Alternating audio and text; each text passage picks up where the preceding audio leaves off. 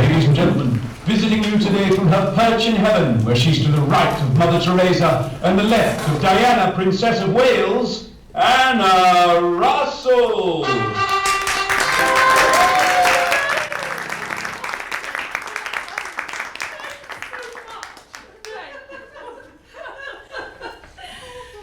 Hello, I'm Anna Russell, and boy, am I glad to see you. You might think that heaven's where you're all trying to get to, but let me tell you, it's really a bit dull when you're delicious food, Gwendolyn.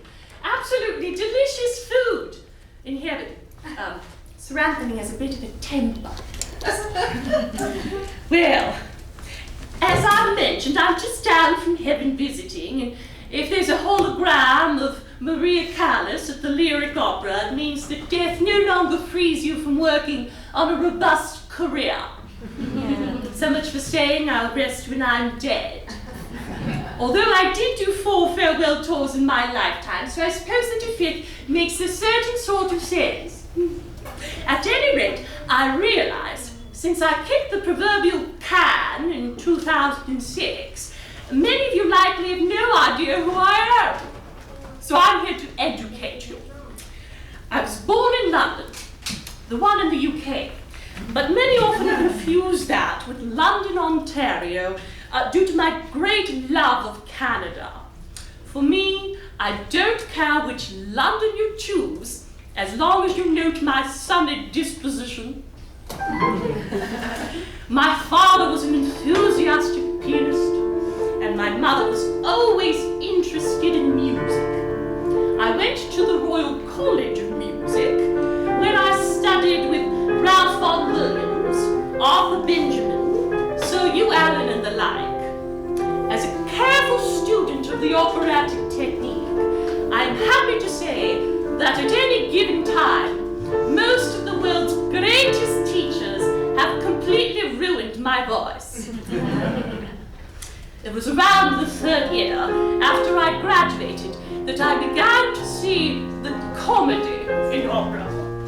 I was in a production of Cavaliere Rusticana by Mosconi, with a rather, shall we say, diminutive tenor, and he was to cast me to the ground in the show. Well, in casting me down, he fell as well, bringing down most of the scenery, and the ensuing merriment a star was born. One thing I've noted about opera in my vast experience is that it can be rather repetitive. The same 30 shows are sort of swirled and cycled around, and this or that conductor tries to make them interesting in some new or odd way, like having them conducted around a large papier-mâché rock. Often the leads don't match the physical descriptions that they're meant to play. And the operas themselves have only the flimsiest example of what could be called a plot. That's why they're always calling you for money. It's an absolute gold mine for a comedian. So I made my career off of this situation. And what a career it was. Carnegie Hall, Toronto Symphony, Broadway appearances, a one-woman show at the Vanderbilt Theatre. I suppose you can say in my lifetime that I was as prolific as James Brown on a good year. In these prestigious establishments, I launched some of my most famous skits, including For Loud Singers with No Brains, and For Singers with Tremendous Artistry but No Voice. I became really rather famous. A street was named after me, and I published a book called The Power of Being a Positive Stinker. It was the Dan Brown of 1954. There is indeed one, and only one thing, that I will allow anyone to criticize, that it came along in full force at my graduate song recital at the Royal College, when a judge asked if my singing was a joke. He was shook. And let me tell you why. Before I deliver my 7th encore, there's something I'd like to make clear.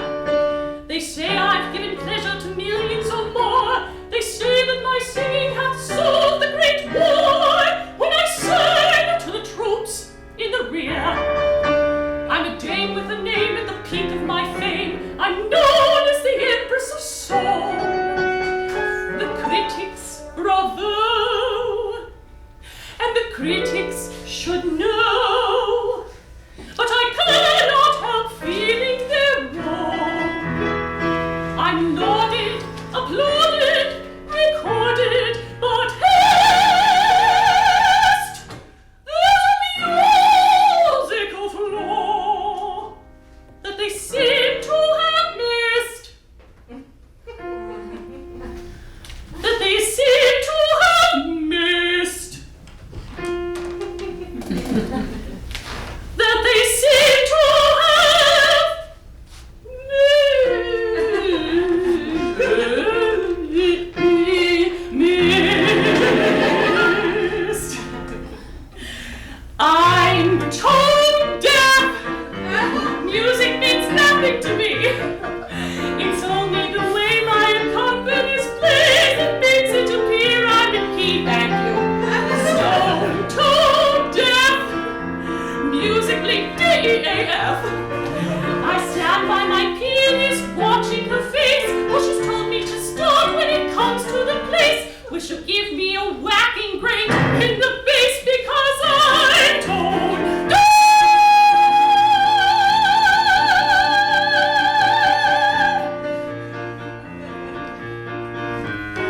I'm tone deaf.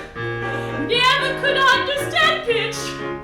Some people you know can sing so la-di-do and claim they can tell which is which. That's not me. Stone tone deaf. Musically DEAF.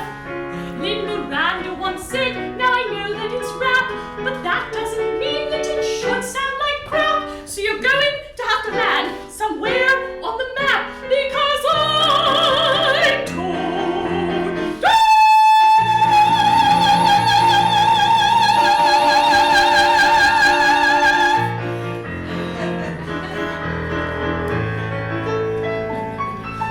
Don't speak.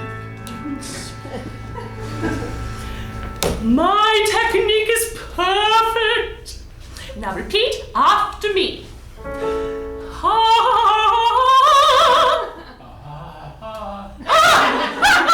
Wonderful job! What is your name? Ronnie?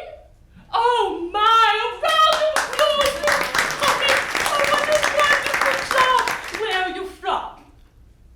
Chicago. Oh, you have to think about it. Yes, well, it's wonderful to meet you. Now, let me tell you how we all do it. Okay.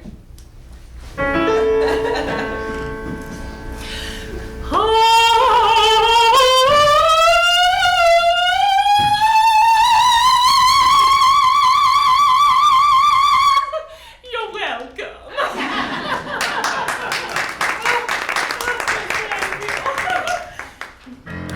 I'm tone deaf, but in most modern works for the voice, the note that I hit doesn't matter what bit, so it's really a matter of choice.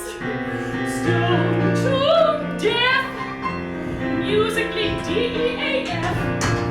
Perhaps Covent Garden could do without me, for they can't afford my exorbitant fee. But I'll always get work at the Voice on NBC, where they have auto-tune.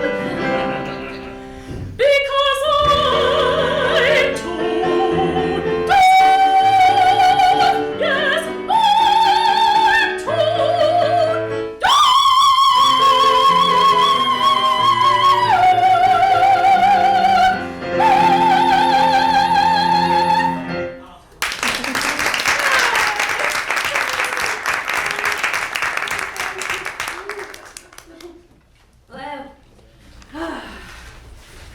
Despite what that professor said, most said that my voice was heaven sent. In this case, it's literal. Well, I've been given exactly 1 hour to educate you, and Sir Anthony is an absolute stickler on time. So we'd better crack on. My analysis of the ring is meant to honor in full this magnificent work. And it is a magnificent work. Supposing you can make any sense out of it. You have to give it to Wagner. He certainly knew how to sell it. The Ring is the only opera on earth that comes in the giant economy package. Now, I know that analyses of the Ring are frequently given over the radio by some great expert for the edification of other great experts. But these are usually so esoteric as to leave the average person as befogged as before. And I think it tends to discourage him from going altogether. So I would like to tell you about it from the point of view of one average opera goer to another. Now, the first thing is that every person and event in the Ring cycle has what is grandly called a leitmotif. Now, you don't need to worry about that. It merely means a signature tune. We try to find something American for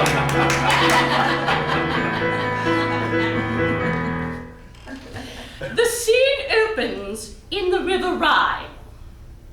In it. And swimming around are the 3 Rhine maidens, a sort of aquatic Blink-182 if they were female, and swam. Or sometimes they're called Nixies, Marcinix and Docinix and Little Nixie Dixie, but that's more from my time period. And they sing their signature tune, which is as follows.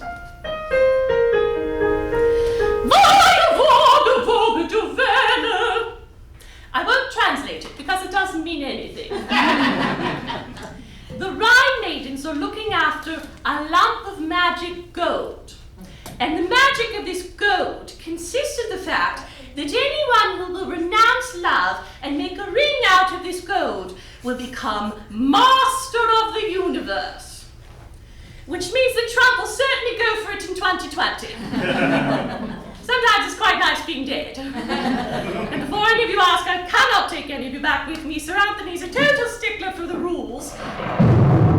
You're all going to have to follow up on your Facebook friends to move to Canada. Anyway, back to our tale. Now, from underneath the river, as it might be here, let's say the Lakeshore Drive underpass, comes a little dwarf called Alberic. Now, you can see he's excessively unattractive. He makes a pass at the Rhine maidens, who thinks he's perfectly dreadful, and so they swipe left on him, and that's that. So he thinks, well, I'm not going to get any love anyhow, I can see that, so I might as well renounce it, and take this lump of gold, make the ring, and become master of the universe. So he takes it back down with him, and here he is making the ring. No steel strikes here. Well, that's him. Well, now, up here, as it might be on top of the Willis Tower, you find Wotan, the head guard.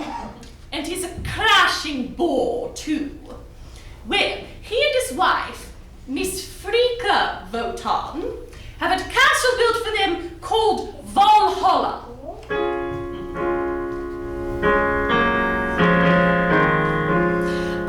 Giants named Fasolt and Fafnir.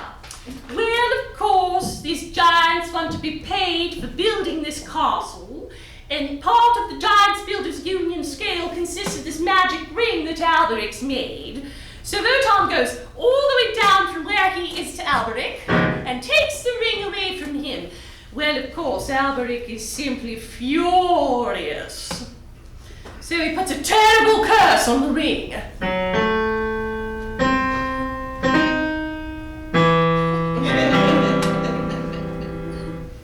We've also brought an American version for you here.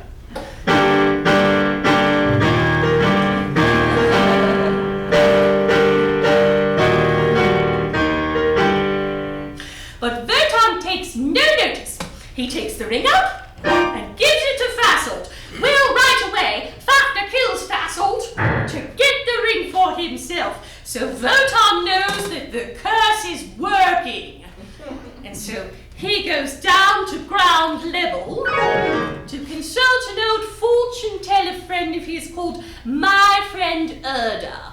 She is a green-faced torso that pops out of the ground. At least we think she's a torso. That's all we've ever seen of her. And she says to Wotan, she says, Vaika, Wotan, Vaika, which means, be careful, Wotan, be careful. She then bears him 8 daughters. Because you can't just have one in opera. These daughters are the Valkyries, headed by Brunhild, and they are the noisiest women. Hi-yo-to-ho, hi-yo-to-ho, hi-yo-ho, hi-yo-ho. And that is the end of part 1. In part 2, you find Wotan wandering about on the earth, and he has a couple of illegitimate children by a mortal, Sigmund and Sieglind, whilst disguised under the singularly appropriate name of Wolf. These children become separated at birth, and Sieglind marries a funny sort of man named Hundi. He plays the Wagner tuba.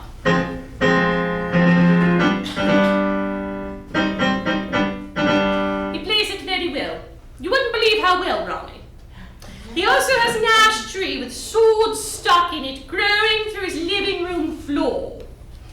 Well, one day, who should show up but Sigmund, and falls madly in love with Sieglind, regardless of the fact that she's married to Hunding, which is immoral, and she's his own sister, which is illegal.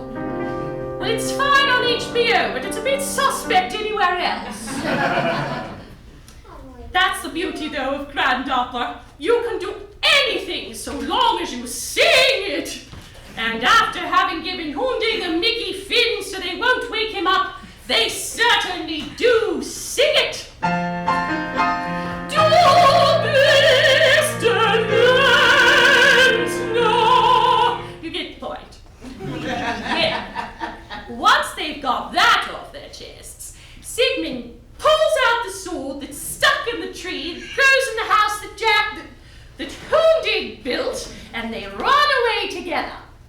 Now, of course, when Hundig comes to, he's frightfully annoyed, and he chases after them, and there's a tremendous battle that everybody gets mixed up in. There's Sigmund dead! There's Hundig dead! Mr. and Mrs. Wotan had an argument, and Wotan's simply furious with Brunhild. He's furious with Brunhild because he told her she was not to side with Sigmund, and she did. So, as punishment, he puts her on a rock and he surrounds her with impenetrable fire.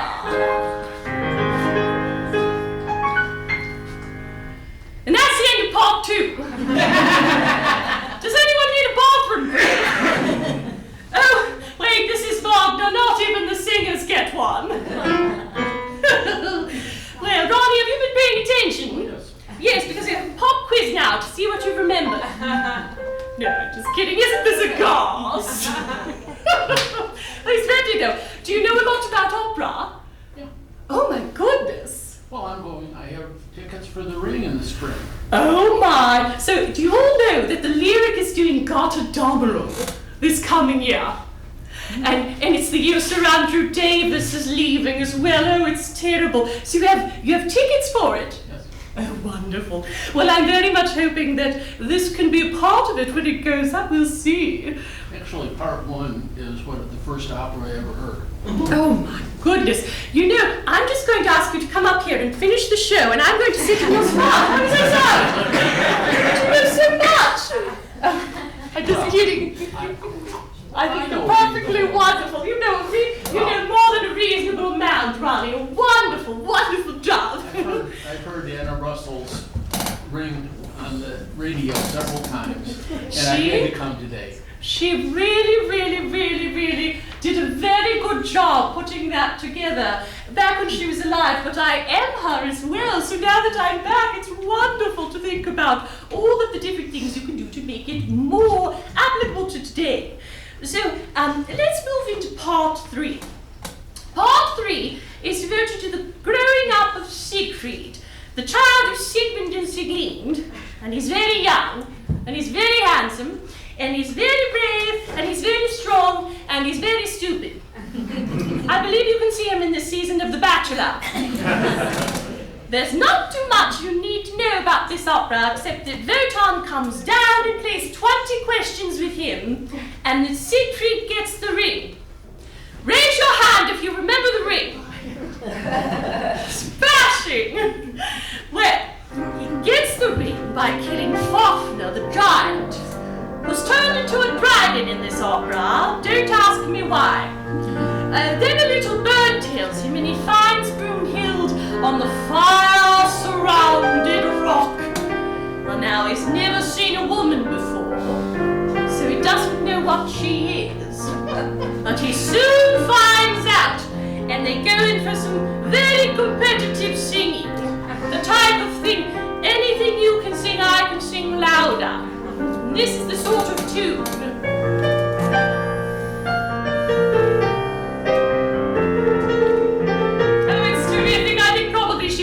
Ronnie. Well, then they fall in love, and he gives her the ring. She's his aunt, by the way. But nonetheless, they are in love, and everything's very happy, and you'd think that'd be the end of it, wouldn't you? Well, never fear. Got a download. That's part 4. Well, now, in the beginning of part 4, you have the 3 Norns, or Fates, and they are also daughters of my friend Erda, the green-faced torso, and presumably that also makes them Siegfried's aunts. Well, this dreary lot of aunts, if they don't go and tell the whole story all over again from the beginning. So you can actually miss out on parts 1, 2, and 3, and come in at the beginning of Gotterdammerung, and you'll be just as far ahead. It would be like if you went outside now, took a vape break, died, went to the hospital, had a funeral, went to heaven, got to know all my friends, established a musical career, and came back here next week to do a concert. That's what you missed on Glee. Well, meanwhile, Siegfried's tired of love on the rocks with Brunhild, and Brunhild's gone completely to pieces. You remember that her signature tune used to be Hi-yo-to-ho, hi-yo-to-ho, hi-yo-ho, hi-yo-ho.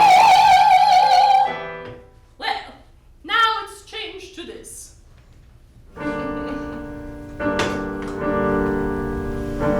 Oh, ich will es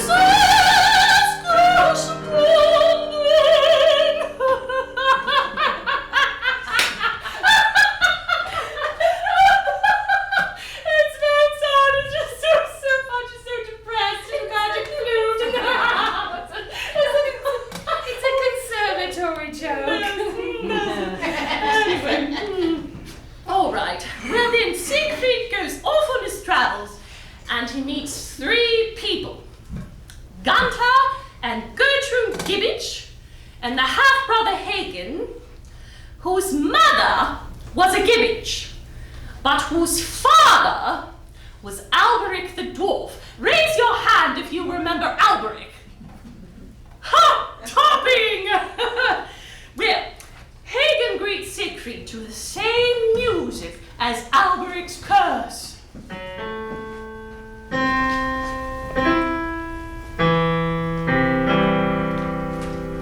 And sure enough, there's dirty work afoot, because Hagen gives Siegfried a magic potion that makes him forget all about Brunhild and fall in love with Gertrude Gibbage. By the way, is the only woman Siegfried's ever come across who hasn't been his aunt. I'm not making this up, you know. Okay. When Brunhild finds out about this, of course she's frightfully annoyed, and she plots with Hagen to kill Siegfried. And Hagen kills him. And soon as he's dead, she's sorry. And I know you men are all going to say, well, that's so like a woman. But But in the age of Me Too, I think she's doing really rather well for herself. When anyway, she really is sorry, and she builds a funeral pyre, and she puts Siegfried on it, and then she gets on her horse, and she gallops up to the funeral pyre too, and she lights it, and they burn up! Well then, that sets forth Harbor Night, and it burns up! Well, then Wotan and all the gods burn up, and the whole works catches fire, and it all burns up! It's all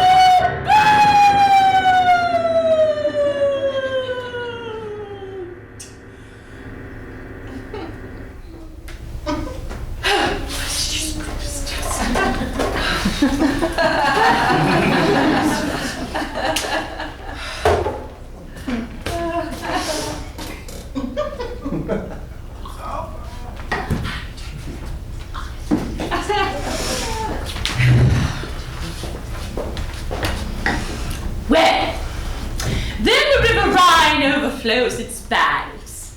Do you all remember the Rhine? Yes. Wonderful! Well, the water's coming over the ashes, and who do you think turns up next? Ronnie? Alberic. Alberic? Oh my goodness, I thought you said you were an expert. Anyone? Yell it out if you know it. The Rhine Maidens! So they take their lump of gold, I mean the ring, which is of course their lump of gold, and they put it back where it came from.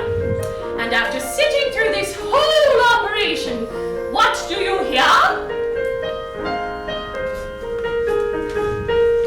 Voga, voga, voga, do Welle! And you're exactly where you started 20 hours ago! But seriously now, speaking as someone who's been in heaven looking down on all of you for some time, there's a lot to be said about going in a circle, even if it is a Wagnerian circle through kelpies and gods and fire and the like. I know we're all in a terrible rush these days. We're surrounded by iPhones and iPads and holograms and whatnot, and it can lead to a terrible amount of anxiety.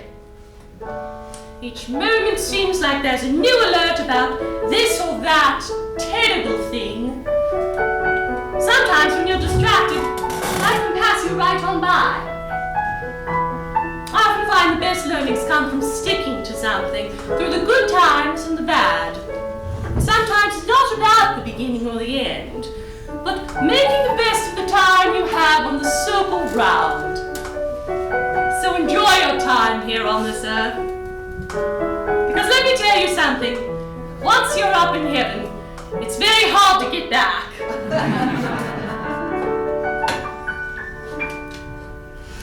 Now, opera's very hungry work, so I would be remiss not to give us a snack break to revivify the spirit.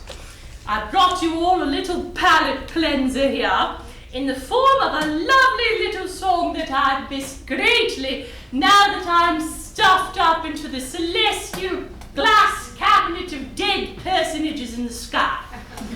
It's my version of dinner theatre.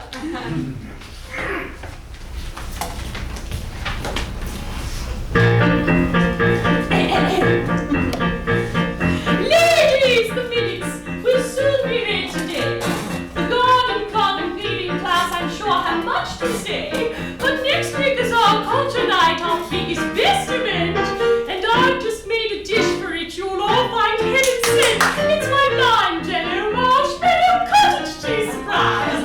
Precise as a memento, you won't believe your eyes. All topped with a pineapple ring and a dash of mayonnaise. My vanilla wafers round the edge will win your highest praise. Everybody take one. And Mrs. Jones is needing a spoonful of dough peanut mousse, to be followed by a chicken loaf that's made in the shape of a goose. For ladies, you must watch this proudly sound special dish. Strawberry ice enshrined in rice with bits of tuna fish, and my lime jello marshmallow cottage cheese surprise.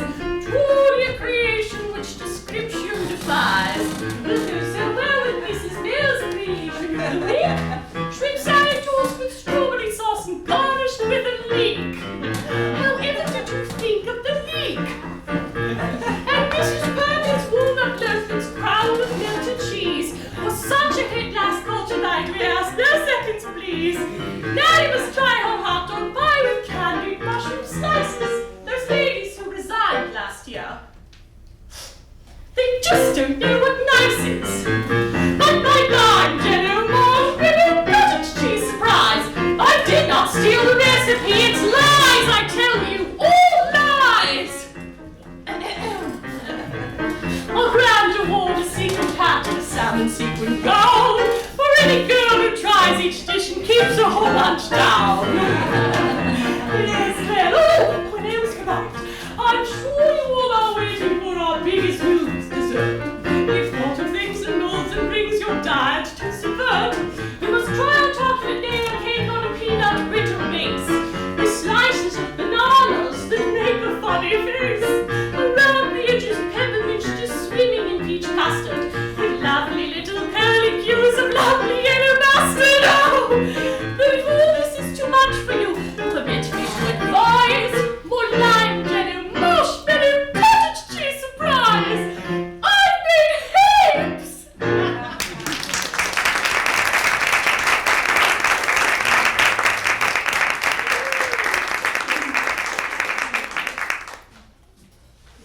Well, I hope that raised your spirits.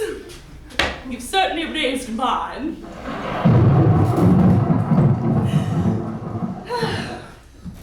Now, I don't have much more time before I reshuffle off this mortal coil, so let me deliver my second and final lecture for today on Gilbert and Sullivan. I've been traveling around for 3 months in this country, and it's very interesting to note that in practically every city or town, regardless of the size, there's always someone in the process of putting up a Gilbert and Sullivan opera. In which case, it seems a pity that there weren't a few more of them that were a bit more up to date. So I've been studying the matter, and I have evolved a formula for writing your own Gilbert and Sullivan opera. It's a sort of a vitamin pill that contains all the necessary ingredients. So long as you have this formula, you can put your opera where you like. This particular example is located in New York City. As you know, you always have to start with a homogeneous chorus. Now, I know a lot of you are going to say, that's not homogeneous, that's homogeneous. But that isn't what I mean. I mean homogeneous as in milk. All the characters are the same. Either all Japanese, or all pirates, or all something or another. In this case, they are all the New York upper crust.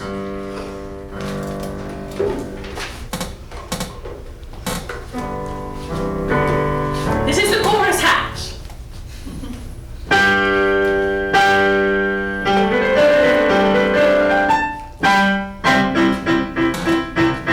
We are the great 400.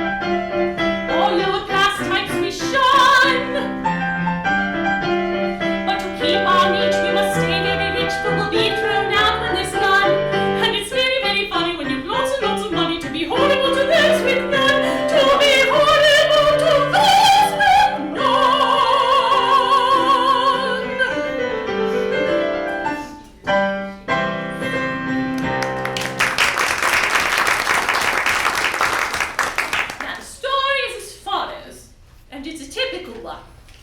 Parnassus Q. Vanderfeller has lost all his money and is liable to be thrown out of the social register unless he gets some pretty quickly. So he's far too unattractive for marrying someone to work, so his only recourse is to marry his only daughter, Pneumonia Vanderfeller, to a rich man. Well, Pneumonia is in love with a mere nobody called John Smith. So, of course, she's very upset. She is the British piercing type soprano that you simply have to have in these operations. She's very sweet.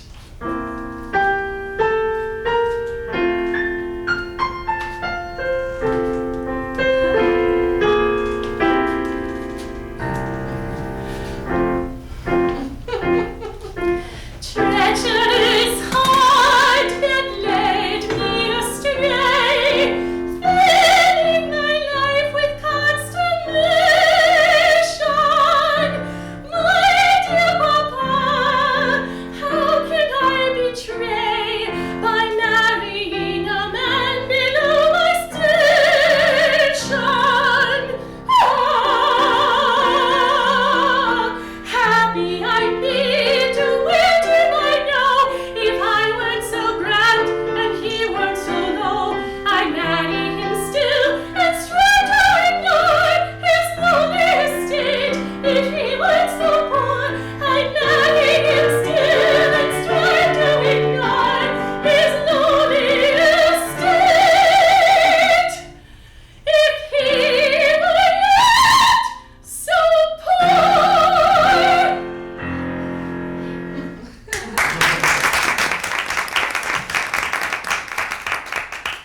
The man that she's in love with is, of course, John Smith, the tenor. Now, it's absolutely obligatory that the tenor sing an aria in 6/8 time in a Gilbert and Sullivan opera, usually accompanied by the guitar or the mandolin or some other such instrument. In this case, I've got the accompanying instrument for you so you can feel the full effect, which I believe in this case is made by Fisher-Price.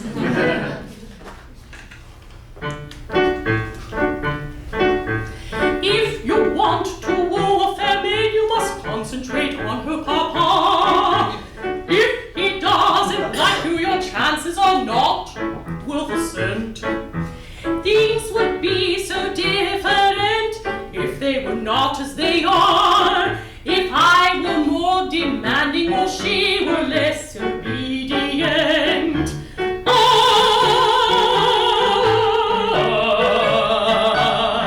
Too much of this, too little of that, so I might as well blow. Things would be so different if they were not as they are. If I were more handsome, or I got just a little more dough. Oh-de-do-do, got a little more dough. Twere it so.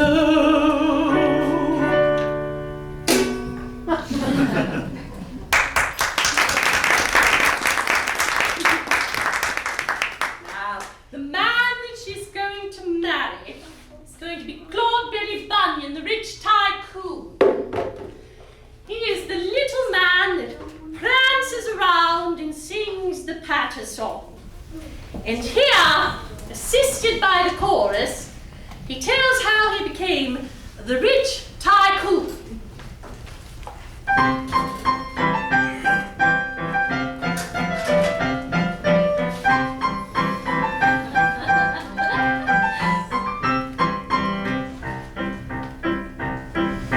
I only had a very rudimentary education. My success is due entirely to my great imagination. Once I nearly went to prison for a shady operation, but I undermined the jury and they changed their tune. I started as a gangster with a power so despotic the police became dogmatic and the going too chaotic. Then I made a lot of money on a very nice narcotic on that fabulous phenomenon, the rich tycoon. His amazing generosity is really quite hysterical. That extroverted psychopath, the rich tycoon.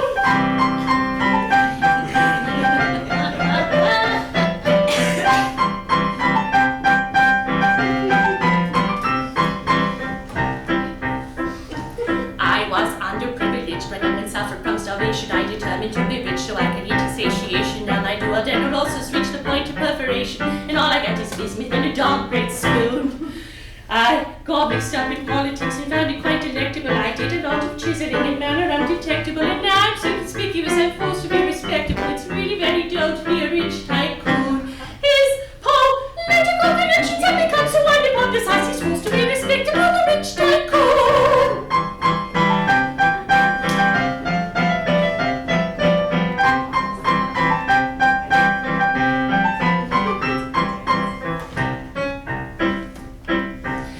The Bunyan dynasty, a very great pomposity, pneumonia chagrin me, though she finds me a monstrosity and has a feeling for me of the wildest animosity. The nuptials will be solemnized this afternoon, but all these machinations leave a feeling of futility. My coronator is affecting my mobility, increasing adiposity is doing my mobility. I am a very miserable rich tycoon. Oh, his sniveling and drilling is altogether risible, his miserable drizzle's the rich tycoon.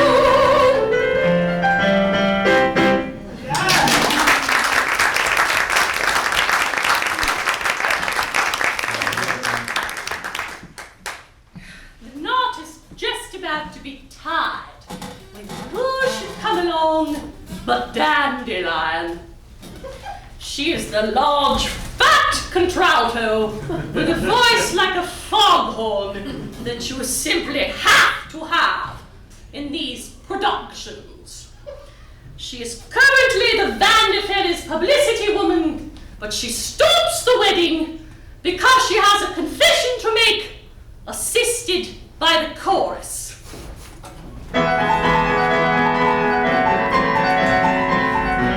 Hold my crime, I must confess. Ah, black disgrace, what will the Vanderfellers think of me? They paid me money to tout their name abroad. When they find out I was a nurse in the hospital maternity ward.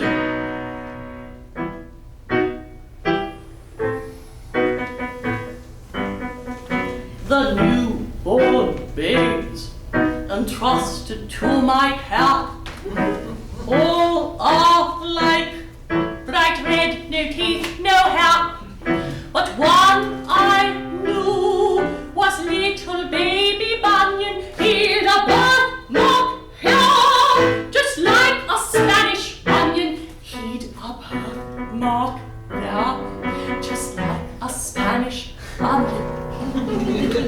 I put each babe into an empty cot, but to label them I quite forgot. I got all mixed up, and I left the whole thing dark, and I lost the babe that had the onion mark. Oh, she lost the babe that had the onion mark. So, even if I land in dire disgrace, pneumonia's wedding now shall not take place, for he who must be her wealthy husband dear has got an onion mark behind his ear. Oh, he's got an onion mark behind his ear.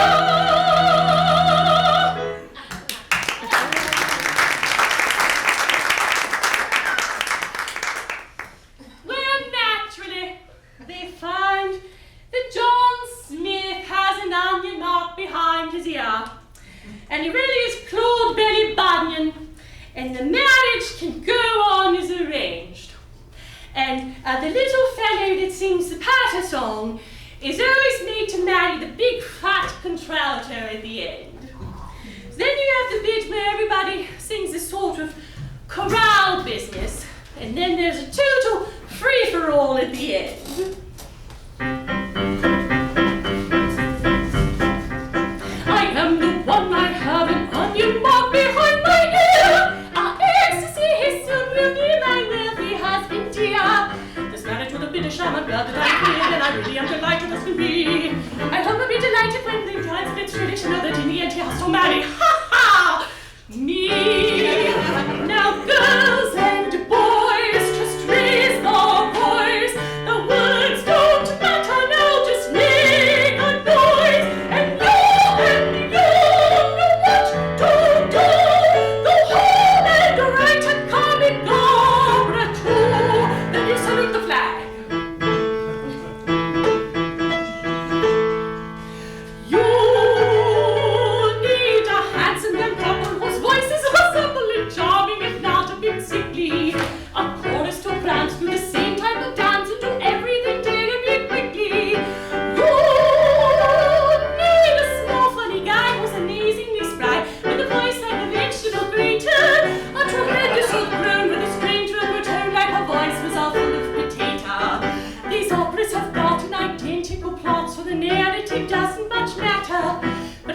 it both fun and most everyone with some typical topical chatter.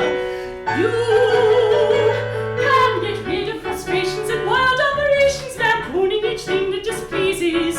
Like this you will be quite eternally free from all psychosomatic diseases. This is the right thing to do if you feel rather blue and it won't be long till you feel better.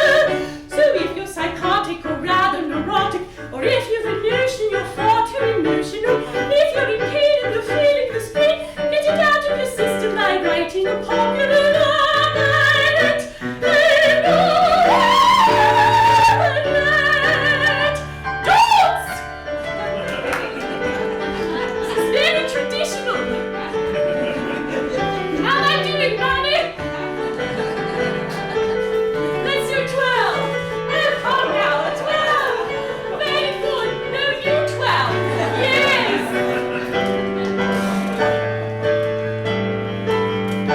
And all the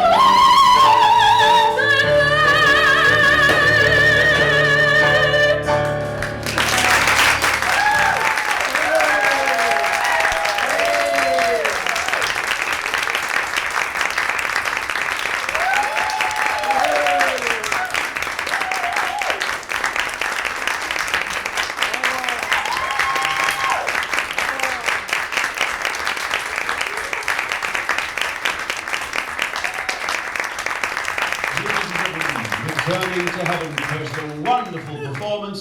Let's give a warm round of applause to Anna Russell. Just a little more time.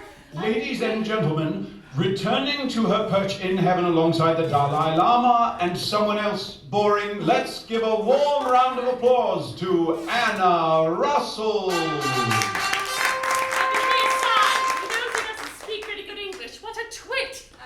Returning just on time to her perch, ladies and gentlemen, because as we all know, timeliness is next to godliness. You got to sit next to God at last week's lunch. With grace and wit, she flies back to her perch in heaven. Someone's considered a bit boring. Anna Russell.